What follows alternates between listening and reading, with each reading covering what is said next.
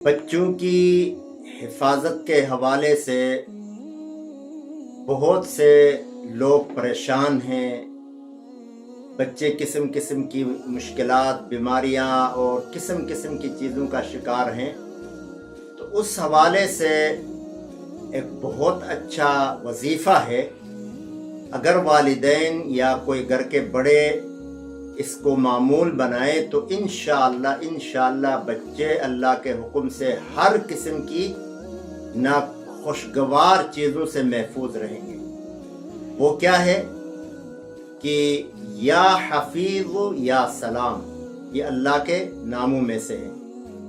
تو 11 دفعہ یہ اسماء اللہ الحسنہ، اللہ کے یہ مبارک نام پڑھ کے ان پر دم کریں صبح شام 11 دفعہ.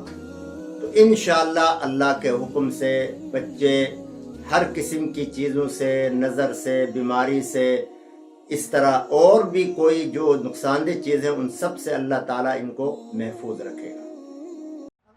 مفتی شفیع الرحمان کے یوٹیوب چینل کو سبسکرائب کریں اور بیل آئیکن پر کلک کریں.